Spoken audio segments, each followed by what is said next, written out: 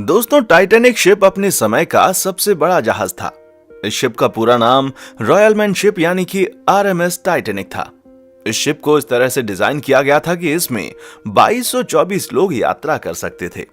इस शिप को बनाने का जिम्मा व्हाइट स्टार लाइन कंपनी को दिया गया था, जो कि एक ब्रिटिश शिपिंग कंपनी थी, और इसे लगभग 3000 वर्कर्स की टीम ने मिलकर तैयार किया था। और इसे बनाने में 9 मजदूरों की जान भी चली गई थी।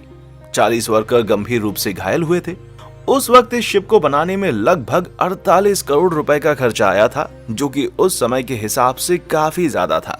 दोस्तों, ये जहाज 10 मंजिला जहाज था। ये शिप अपने आप में अटलांटिक में बसा एक छोटे से शहर की तरह लगता था। इसकी सबसे खास बात यह थी कि ये दुनिया का सबसे तेज चलने वाला जहाज था, और इसमें जो सीटी लगी थी उसे 15 किलोमीटर दूर तक सुना जा सकता था। और इस शिप को बनाने वाली कंपनी का तो ये भी दावा था कि ये कभी ना डूबने वाला जहाज है, लेकिन किसको पता था कि टाइटैनिक जैसा विशाल जहाज कभी पानी में डूब सकता है।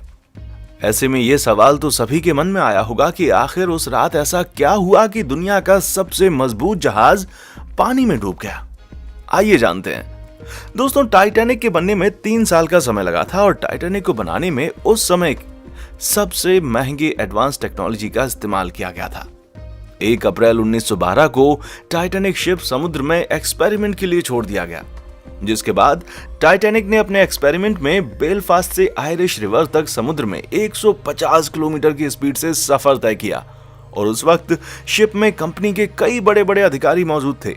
जिसके बाद उसी दिन शाम को 7 बजे टाइटैनिक बेलफास्ट वापस लौट आया और एक्सपेरिमेंट को सक्सेसफुल माना गया। मैं आपको यह भी बता दूं कि एक्सपेरिमेंट सक्सेसफुल हो जाने के बाद 2 अप्रैल 1912 को टाइटैनिक को यात्रा के लिए ऑफिशियली लॉन्च कर दिया गया, और इसी के साथ टाइटैनिक ने इतिहास के पन्नों में अपना नाम दर्ज कर लिया। टाइटैनिक तो अपनी पहली यात्रा से पहले ही ज्यादा पॉपुलर हो चुका था, क्योंकि उस समय टाइटैनिक का मुकाबला कोई और जहाज कर ही नहीं सकता था। टाइटैनिक में ए क्लास, बी क्लास और सी क्लास के रूम मौजूद थे। यात्रा करने के लिए फर्स्ट क्लास का टिकट 2,70,000 का था, सेकंड क्लास का टिकट 1 लाख का, और थर्ड क्लास का टिकट 20,000 का था। इसके अलावा टाइटैनिक में यात्रियों की हर सुविधाओं का सारा ख्याल रखा गया था। जी हाँ, इसके अंदर एक सुंदर swimming pool, yoga room, expensive cafe with veg and non veg खाना, एंटरटेनमेंट के लिए गेम्स भी मौजूद थे।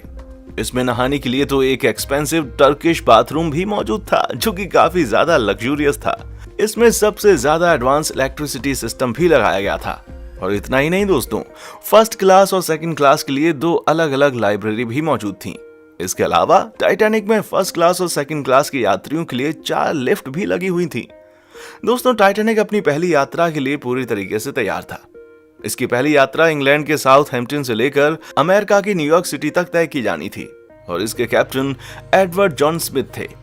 वो दिन था 10 अप्रैल 1912 का, और समय था रात के 12 बजे का, जब टाइटैनिक अपने 2200 यात्रियों को लेकर रवाना हुआ। इस जहाज में कई अमीर लोग मौजूद थे, और उस समय का सबसे अमीर व्यक्ति जैकब एस्टर भी इस शिप में मौजूद था।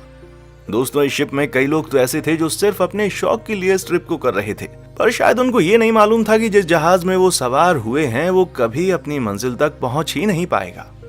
अब टाइटैनिक साउथहैम्पटन से काफी आगे निकल चुका था। समुद्र में चारों तरफ तेज हवाएं चल रही थी, जिसके कारण मौसम में हल्की सी ठंडक भी थी। इसी समय टाइटैनिक के फर्स्ट ऑफिसर ने टाइटैनिक की स्पीड को बढ़ाने का आदेश दे दिया, ताकि टाइटैनिक टाइम से पहले अमेरिका पहुंचकर यात्रियों और मीडिया को हैरान कर दे। टाइटैनिक शाम की रोशनी में आगे बढ़ रहा था। इस जहाज को सफर में निकले हुए लगभग 3 दिन हो चुके थे, और टाइटैनिक में अभी तक एक दुर्घटना भी घट चुकी थी। जी हाँ, दरअसल टाइटैनिक के निचले हिस्से के भाग में पिछले 3 दिनों से आग लगी हुई थी, जो कि टाइटैनिक में मौजूद सभी यात्रियों के लिए खतरा बन सकती थी। मैं आपको बता दूं कि टाइटैनिक में ये आग तो जहाज के रवाना होते ही लग चुकी थी, और इस बात का पता सभी अधिकारियों को चल चुका था। मगर इसके बावजूद उन लोगों ने यात्रियों को इसकी भनक तक नहीं लगने दी, क्योंकि अगर किसी को मालूम पड़ जाता तो ये यात्रा रद्द करनी पड़ सकती थी। और वहीं टाइटैनिक के सारे टिकट्स पहले बिक चुके थे, तो ऐसे में कंपनी भारी नुकसान उठाती। इसी वजह के चलते टाइटैनिक के सभी बड़े अधिकारियों ने इस बड़े खतरे को नजरअंदाज कर दिया। अब बात करते हैं यात्रा के 5वें दिन की। टाइटैनिक अटलांटिक महासागर में तेजी से बढ़ रहा था, और दिन था रविवार का 14 अप्रैल की रात का। समुद्र में काफी शांति थी और आसमान में चांद भी मौजूद नहीं था। चांद न होने के कारण आसमान में घना अंधेरा छाया हुआ था और शिप के कैप्टन को सामने का कुछ भी दिखाई नहीं दे रहा था। वैसे मैं आपको यह भी बता दूं कि टाइटैनिक के आइसबर्ग से टकराने से पहले शिप के कैप्टन को कुल 6 चेतावनी पहले ही आ चुकी थी कि रास्ते में कई बड़े बर्फ के टुकड़े मौजूद हैं जिससे शिप कभी भी टकरा सकता है। मगर कैप्टन को यह मालूम नहीं था कि टाइटैनिक किसी आइसबर्ग से टकरा जाएगा।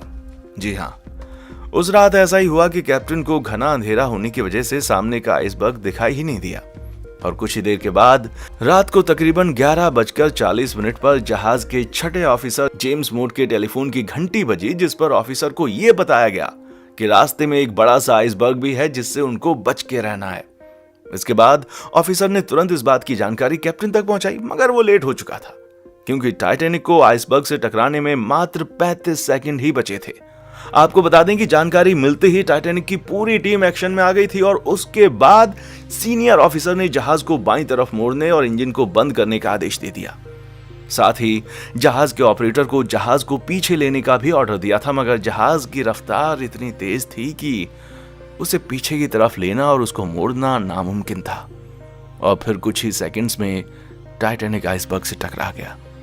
आपको बता दें कि टक्कर के दौरान शिप का वो हिस्सा आइसबर्ग से टकराया था जिसमें पहले से ही आग लग चुकी थी और आग लगने की वजह से सारा मेटल कमजोर हो चुका था, जिसका नतीजा ये निकला कि टाइटैनिक के निचले हिस्से में छेद होना शुरू हो गया और शिप के नीचे के कमरों में धीरे धीरे करके पानी भरना शुरू हो गया था। उस समय टाइटैनिक में मौजूद सभी यात्री लगभग सो रहे थे, मगर इस दुर्घटना के बाद ऑफिसर्स ने सभी सोए हुए यात्रियों को जगाया और उन्हें लाइफ बोट पर जाने के लिए कहा।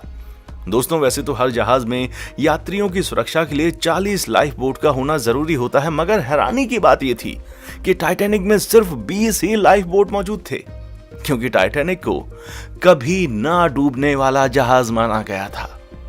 दोस्तों, ऐसी अनकंट्रोल सिचुएशन को देखते हुए टाइटैनिक कई सारे रॉकेट्स को आसमान में छोड़ रहा था ताकि इस मैसेज को देखकर कोई दूसरा जहाज हेल्प के लिए आ जाए, लेकिन कोई भी दूसरा जहाज हेल्प के लिए वहां तक नहीं पहुंच पाया और देखते ही देखते टाइटैनिक शिप अटलांटिक ओशन में डूब गया, जिसमें 1500 लोगों ने अपनी जान गंवा दी थी। तो दोस्तों, आपको हमारा ये वीडियो कैसा लगा हमें नीचे कमेंट बॉक्स में आकर जरूर बताएं। इसी तरह हमारे साथ वीडियो को लाइक और शेयर भी करते रहिए। इस YouTube चैनल को सब्सक्राइब करना बिल्कुल ना भूलें और हाँ, देखने के लिए शुक्रिया।